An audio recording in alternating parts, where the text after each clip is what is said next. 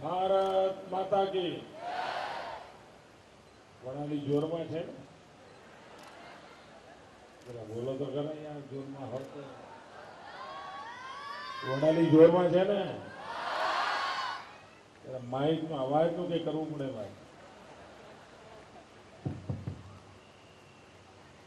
મારા માઇક નો અવાજ ગડબડ છે તો વડાલીના માઇક નો અવાજ તો બરાબર હોય ને ભાઈઓ બહેનો સ્વામી વિવેકાનંદની 150મી જયંતિનો અવસર છે અને વિવેકાનંદજીની 150મી જયંતિના નિમિત્તે આપણે એક યુવા વિકાસ યાત્રા કાઢી છે કારણ સ્વામી વિવેકાનંદના જે સપના હતા એ સપના દેશ આઝાદ થયો 70 વર્ષ થવા આવ્યા પરંતુ એ સપના આજે પણ અધૂરા છે ઘણીવાર તો એમ લાગે કે વિવેકાનંદજીનું સપના એક હતા અને દેશ જાય છે બીજી દિશામાં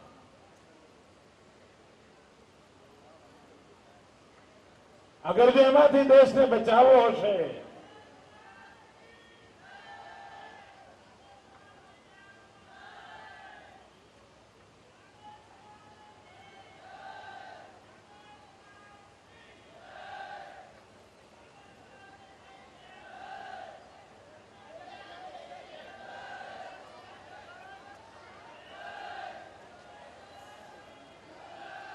ભારત માતા કી હા તમારી વાત પહોંચી ગઈ બેટા ભાઈઓ બહેનો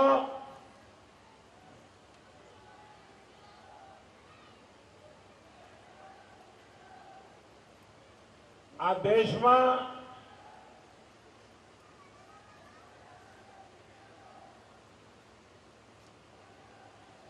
જે દિશામાં દેશને લઈ જવો તો એ દિશામાં જવામાં દેશ નિષ્ફળ ગયો એની સામે દેશની યુવા શક્તિને જાગૃત કરવી દેશની યુવા શક્તિને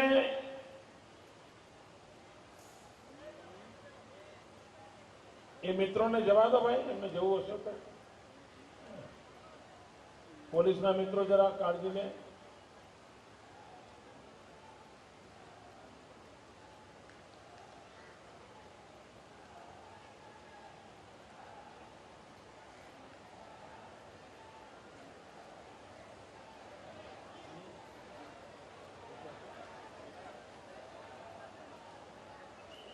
ભારત માતા કી ભારત માતા કી ભાઈઓ બહેનો દેશને જે દિશામાં લઈ જવો જોઈએ એ દિશામાં લઈ જવાને બદલે ઉલટ દિશામાં લઈ જવામાં આવ્યો અને એના કારણે દેશને પારાવાર નુકસાન થયું આ પારાવાર નુકસાન કરનાર લોકો આજે દિલ્હીના તખ્ત પર બેઠા છે 60-65 વર્ષનો ગાળો ગયો પણ દેશનું કલ્યાણ કરવાની દિશા એમને સૂજી નહીં અને આજે દિવસમાં 90 વખત તમારા ઘરમાં ટીવીની જાહેરાત દ્વારા આવે છે દિવસમાં 90 વખત અને આવીને એમ કે છે દિશા બદલો દશા બદલો કંટાળી ગયા છો નથી કંટાળ્યા આ ગુજરાત પૂછવા માંગે છે કોંગ્રેસને કે તમે કઈ દિશામાં લઈ જવા માંગો છો કોંગ્રેસ એટલે કઈ દિશા ભાગલા પાડો અને રાજ કરો આ ભાગલા પાડો અને રાજ કરો એ કોંગ્રેસની દિશા છે। એક જાતિને બીજી જાતિ સાથે લડાવવી, એક કોમને બીજી કોમ સાથે લડાવવી, એક ધર્મને બીજા ધર્મ સામે લડાવવો, એક ગામને બીજા ગામ સામે લડાવવો, આ જ એની પ્રવૃત્તિ છે। અને એ પ્રવૃત્તિ સામે ભારતીય જનતા પાર્ટીની દિશા કઈ છે? સૌનો સાથ, સૌનો વિકાસ। ભાજપની દિશા કઈ છે ભાઈ? સૌનો સાથ। જરા ખોંખારીને બોલો બડાલી વાળા। કોંગ્રેસની દિશા કઈ છે? ભાગલા પાડો, રાજ કરો। ભાજપની દિશા કઈ છે? સૌનો સાથ, સૌનો વિકાસ। આ સૌનો સાથ, સૌનો વિકાસ એ મંત્ર લઈને આપણે ચાલીએ છીએ ત્યારે ભાઈઓ બહેનો, ગુજરાતને ભારતીય જનતા પાર્ટીએ વિકાસની દિશા આપી છે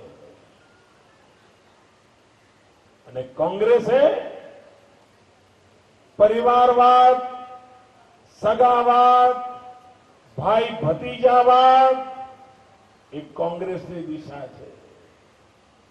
ભાજપની દિશા છે 6 કરોડ ગુજરાતીઓનું પરિવાર। 6 કરોડ ગુજરાતીઓને એક પરિવાર તરીકે એમની કાળજી લેવી, એના વિકાસમાં ભાગીદાર બનાવવા એ ભાજપની દિશા છે। કોંગ્રેસની દિશા છે છેતરપિંડી, દરેક ચીજમાં છેતરપિંડી। વર્ષો પહેલા કોંગ્રેસે કહ્યું હતું કે અમે ગરીબી હટાવીશું, કહ્યું હતું। વર્ષો પહેલા કોંગ્રેસે કહ્યું હતું ગરીબી હટાવીશું, ગરીબી હટી। કોંગ્રેસે કહ્યું હતું મોંઘવારી હટાવીશું, મોંઘવારી હટી। જૂઠા વચનો આપવા, ખોટા વાયદા કરવા એ દિશા કહેવાય કોંગ્રેસ। જ્યારે ભારતીય જનતા પાર્ટીએ કહ્યું કે અમે ગુજરાતને વિકાસની નવી ઊંચાઈઓ પર લઈ જઈશું, નહીં ગયા। અમે કહ્યું હતું કે ધરોઈનું પાણી આપીશું, આજે છાતી ઠોકીને કહી શકું છું કે અમે ધરોઈનું પાણી લઈ આવ્યા। મને તમે કહો આ ધરોઈનો ડેમ આ નરેન્દ્ર મોદી મુખ્યમંત્રી બન્યા પછી બન્યો હતો ભાઈ? પહેલા બન્યો હતો કે નહીં? તો આ ડાબા કાંઠાના લોકોને પાણી આપવા વિના તેલમાં પેટમાં કેમ તેલ રોડાયું? ખેડૂતોનું જો ભલું કરવું તો એમને પાણી આપવાનું કેમ ના સૂજ્યું? અહીંના આટલા તળાવો જેના કારણે સિંચાઈ ચાલે, આ તળાવો ઊંડા કરા, તળાવમાં પાણી આપો, એમને કેમ ના સૂજ્યું? એમણે પાણીની ચિંતા નહીં કરી, ખેડૂતોને વીજળીના કરંટો આપ્યા। અરે કોંગ્રેસની દિશા એટલે ખેડૂતો પર ગોળીબાર કરવાનો। આ સાબરકાંઠા જિલ્લાના દૂધમલ કિસાનો પર ગોળીઓ છોડવાનું પાપ આ કોંગ્રેસ પાર્ટીએ કર્યું હતું અને દૂધમલ જવાનોને શહીદ કરી દીધા હતા। એ કોંગ્રેસની દિશા છે। જ્યારે આ ભાજપની દિશા છે કે આજે દુષ્કાળમાં મુસીબતમાં મારો કિસાન આવ્યો છે તો એના વ્યાજ માફ કરો, એની વીજળીનું બિલ અડધું માફ કરો, આ અમારી દિશા છે। એ દિશા લઈને અમે ચાલીએ છીએ। ભાઈઓ બહેનો આપ વિચાર કરો, તમે સોનાની ચોરી હોય તો સાંભળ્યું હોય કે ના સાંભળ્યું હોય? સોનાની ચોરી સાંભળી છે ને? જરા જવાબ તો આપો યાર। ચાંદીની ચોરી થાય સાંભળ્યું છે? હીરા જવેરાતની ચોરી થાય એવું સાંભળ્યું છે? કોઈની સાયકલ ચોરાઈ જાય પણ સાંભળ્યું છે? કોઈની મોટર ચોરી જાય સાંભળ્યું છે? પણ કોણસા ચોરાણા એવું સાંભળ્યું છે? બોલો, આ દિલ્હી સરકાર 2 લાખ કરોડના કોયલા ચોરી ગઈ। 2 લાખ કરોડ રૂપિયા। અરે તમારા ઘરની બહાર કોલસાનો થેલો પડ્યો હોય ને તો એ કોઈ એને હાથ ના લગાવે, પડ્યો હોય। તમે છાણા થાપતા હોય ને છાણાનો ઢગલો ઘરની બહાર પડ્યો હોય, ક્યારે એક છાણું ઓછું થાય બેનો? ક્યારે કોઈ છાણું ચોરી જાય? કોઈ ચોરી ન કરી જાય. આ દિલ્હીની સરકાર 2 લાખ કરોડ રૂપિયાનો કોલસો હજમ કરી ગઈ. આ કોંગ્રેસની દિશા છે. શું આપણે ગુજરાતને આવા ભ્રષ્ટાચારને ઘૂસવા દેવો છે ભાઈ? આ ફરી પંજો તિજોરી પર પડવા દેવો છે? ભાઈઓ બહેનો, હું ગાંધીનગરમાં બેઠો છું, મુખ્યમંત્રી નહીં, ચોકીદાર તરીકે બેઠો છું. ચોકીદાર તરીકે બેઠો છું અને મારો નિર્ધાર છે, જ્યાં સુધી ગાંધીનગરમાં ચોકીદાર બેઠો છે, કોઈ પંજો ગાંધીનગરની તિજોરી પર પડવા નહીં. ભાઈઓ બહેનો, વિકાસની નવી ઊંચાઈઓને આપણે પાર કરવી છે. નિત્ય નવા વિકાસના કામો કરવા છે. નર્મદાનું પાણી ગામો ગામ પહોંચાડવું છે. ગુજરાતને સુજલામ સુફલામ બનાવીને રાખવું છે. ગુજરાતના નવજવાનોને રોજગાર મળે, ગુજરાતના નવજવાનની આશા આકાંક્ષા પૂરી થાય, એના માટેનું કામ ઉપાડ્યું છે અને નિર્ણય કરવાની હિંમત છે. દિલ્હી સરકાર 2 જ વખત નિર્ણય કર્યા. 8 વર્ષમાં દિલ્હીની મનમોહનસિંહની સરકારે 2 જ વખત નિર્ણય કર્યા અને બંને વખતના નિર્ણય ભારતના ગરીબો માટે નહીં, ભારતના નાગરિકો માટે નહીં. પહેલો નિર્ણય કર્યો તો અમેરિકા માટે અને બીજો નક્કી કર્યો બીજી ગોરી પ્રજા માટે. પહેલો નિર્ણય એમણે કર્યો તો અને કહ્યું તો કે મારી સરકાર જવી હોય તો જાય, સાથી પક્ષોને જવું હોય તો જાય, અમેરિકા સાથે હું ન્યુક્લિયર ડીલ કરીને રહીશ અને અમેરિકા જોડે એમણે ન્યુક્લિયર ડીલ કરી. બીજો નિર્ણય એમણે પરમ દિવસ કર્યો કે અહીંના વેપારીઓની દુકાનો બંધ થવી હોય તો થાય. હવે અન્ય વેપારીએ ચા નહીં વેચવાની, ચવાણું નહીં વેચવાનું, ખાંડ ગોળ ચા વેચવાની નહીં, અનાજ કરિયાણું વેચવાનું નહીં, હળદર મરચું મીઠું તમારે વેચવાનું નહીં. હવે એ બધું વેચવા માટે ગોરા બાબુ આવશે. ગોરા બાબુ, વિદેશથી લોકો આવશે, તમારી દુકાનો બંધ. આપ વિચાર કરો, આવો નિર્ણય કર્યો તેમણે. અને બીજો નિર્ણય કયો કર્યો? મલ્ટી બ્રાન્ડને પણ એન્ટ્રી.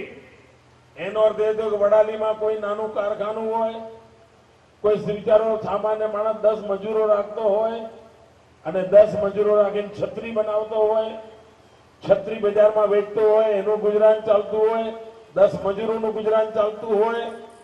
પણ હવે મલ્ટી બ્રાન્ડ અહીંયા આવશે. એટલે ચીનમાં બનેલી છત્રીઓ અહીંયા આવશે. ચીનમાં બનેલી છત્રી અહીં બિચારો મજૂરી કરીને છત્રી બનાવે, 50 રૂપિયામાં પડતી હોય, પેલી 15 રૂપિયામાં આવશે અને જરા રૂડી રૂપાળી દેખાશે. એટલે સામાન્ય માણસ શું કરશે? 50 વાળી છત્રી લેવાનું બંધ કરીને 15 વાળી છત્રી લેશે અને અહીંયા જે પેલી છત્રીનું કારખાનું છે એને તાળા વાગી જશે. 10 છોકરા જે છત્રી બનાવીને પેટ ભરે છે એની છત્રીની દુકાન બંધ થઈ જશે. આવો કારસો દિલ્હીના આ પ્રધાનમંત્રીએ નક્કી કર્યો છે. આપ વિચાર કરો, જો આ પ્રકારે વિદેશી લોકો આવીને હિન્દુસ્તાનના ધંધા રોજગાર પર કબજો કરવાના હોય, નાના વેપારીઓની દુકાનો બંધ થવાની હોય, તો આ દેશ ક્યારેય ચાલી ન શકે. ભાઈઓ બહેનો, અને એટલા માટે હું આજે આપને કહેવા આવ્યો છું, એટલા માટે હું આપની વચ્ચે આવ્યો છું કે આપણે પૂરી શક્તિથી આ વિદેશી તાકાતોને અહીંયા લાવવાના જે પેંતરા ચાલે છે એ પાંતરાની સામે અવાજ ઉઠાવીએ અને હિન્દુસ્તાનની રક્ષાને માટે, હિન્દુસ્તાનના સામાન્ય માનવીની રક્ષા માટે, હિન્દુસ્તાનના કલ્યાણને માટે પૂરી મક્કમતાથી આગળ વધીએ અને આ સ્વામી વિવેકાનંદ યુવા વિકાસ યાત્રાને આપણે આટલા જોમ જુસ્સાથી